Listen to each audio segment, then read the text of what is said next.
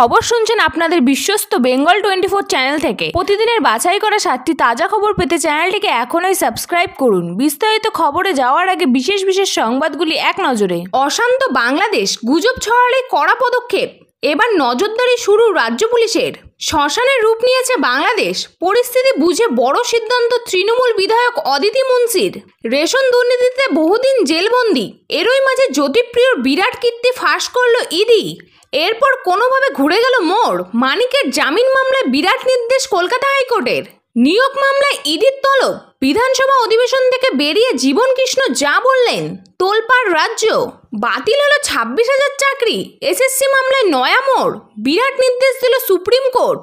রোজভ্যালির 22 লক্ষ আমানতকারীর কোটি কোটি টাকা ফেরাচ্ছে ইডি। বহু বছরের অপেক্ষার অবসান। আসছে বিস্তারিত খবরে। কোটা আন্দোলনে ফের উত্তপ্ত বাংলাদেশ। রবিবার থেকে ফের নতুন করে পদ্মাপাড়ে শুরু হয়েছে অশান্তি। সোমবার প্রধানমন্ত্রীর পদ থেকে ইস্তফা দিয়ে দেশ ছেড়েছেন শেখ হাসিনা। সামরিক বাহিনীর মধ্যস্থতায় এবার অন্তর্বর্তী সরকার গড়তে চলেছে সেই দেশ। এই আবহে এবার বাংলাদেশ নিয়ে গুজব ছড়ালে কড়া পদক্ষেপের বার্তা দিল রাজ্য পুলিশ। বাংলাদেশ পরিস্থিতি নিয়ে গতকালই বার্তা দিয়েছিলেন মুখ্যমন্ত্রী মমতা বন্দ্যোপাধ্যায়। ওপার বাংলার উত্তপ্ত পরিস্থিতি নিয়ে কোনো রকম বিভ্রান্তিমূলক পোস্ট না করার কথাও বলেন তিনি। সাধারণ মানুষের পাশাপাশি রাজনৈতিক দলের নেতাদেরও বিতর্কিত কোনো রকমের পোস্ট থেকে বিরত থাকার কথা বলেছিলেন মমতা। এবার বাংলাদেশ ইস্যু নিয়ে বার্তা দিল রাজ্য পুলিশ। দিকে দিকে রণক্ষেত্রের চেহারা নিয়েছে বাংলাদেশ। জ্বলছে একটা গোটা রাষ্ট্র। গতকালই সাধারণ মানুষের চাপে পড়ে পদত্যাগ করে দেশ ছেড়েছেন বাংলাদেশের প্রধানমন্ত্রী শেখ হাসিনা। বর্তমানে সেনার শাসনে ওপার বাংলা। এই আবহে বাংলাদেশের বর্তমান পরিস্থিতি পর্যালোচনা করে অনুষ্ঠান বাতিল করলেন শিল্পী অদিতি মুন্সি। আপাতত পরিস্থিতি স্বাভাবিক না হওয়া পর্যন্ত আর বাংলাদেশে কোনো অনুষ্ঠানে যাবেন না বলে জানালেন তৃণমূল বিধায়িকা। বড় সিদ্ধান্ত তৃণমূল বিধায়ক অদিতি মুন্সির। গায়িকার আর্জি দ্রুত পরিস্থিতি পরিবর্তন হোক, শান্তি ফিরে আসুক বাংলাদেশে। কাজের সূত্রে বহুবার ওপার বাংলায় গিয়েছেন অদিতি। অনেক ভালো স্মৃতি জড়িয়ে রয়েছে তার। সেই দেশের এমন অবস্থা দেখে মন কাঁদছে গায়িকার। অদিতি জানিয়েছেন সেপ্টেম্বরে বাংলাদেশে 3টি অনুষ্ঠান ছিল অদিতির, সেগুলো সব বাতিল করেছেন তিনি।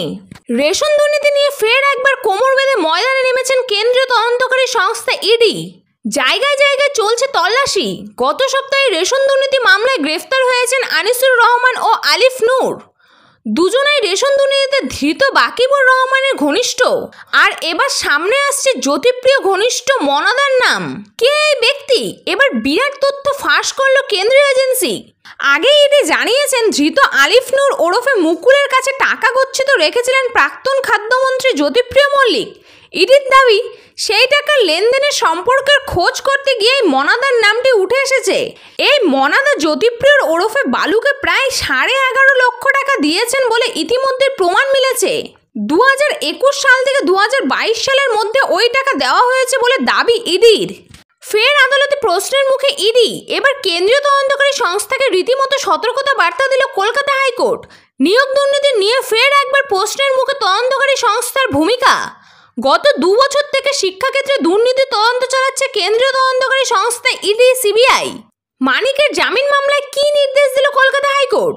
দীর্ঘ এই সময়ের মধ্যে বহুবার তদন্তকারী সংস্থার তদন্তর গতি নিয়ে প্রশ্ন উঠেছে আদালতে। এবারও সেই একই ঘটনার পুনরাবৃত্তি। এবার মানিক ভট্টাচার্যের জামিন মামলায় প্রশ্নের মুখে ইডি। এদিন কলকাতা হাইকোর্টে মানিক ভট্টাচার্যের জামিন মামলার শুনানি ছিল। সোমবার বিকাল 3টায় এই মামলার শুনানি হওয়ার কথা ছিল কলকাতা হাইকোর্টের বিচারপতি শুভ্রা ঘোষের এজলাসে।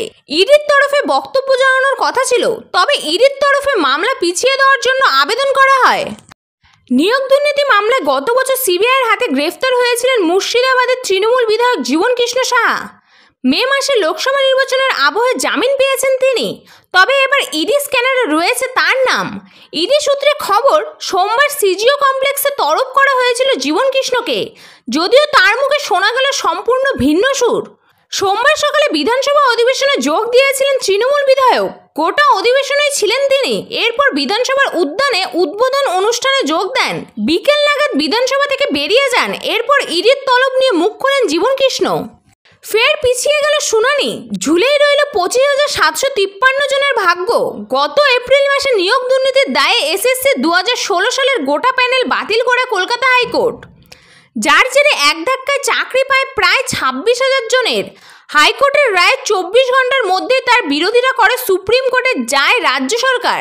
এসএসসি মধ্যশিক্ষা পর্ষদ, এদিন সেই মামলায় শুনানি পিছিয়ে গেল শীর্ষ আদালত।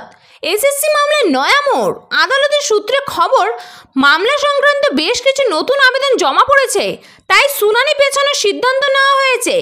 নতুন মামলাকারীদের বক্তব্য 4 সদস্যের কমিটিকে সোমবারের মধ্যে জানানোর নির্দেশ দিয়েছে সুপ্রিম কোর্ট। প্রসঙ্গত, হাইকোর্টের চাকরি বাতিলের রায় পাল্টা এসএসসি দাবি করেছিল যোগ্য ও অযোগ্যদের আলাদা করার মতে তথ্য তাদের কাছে রয়েছে। ধীরে ধীরে আশায় আলো দেখছেন আমানতকারীরা। রোজভ্যালির কাণ্ডে সর্বস্ব খুইয়ে বহু লক্ষ লক্ষ মানুষের পথে বসেছিলেন।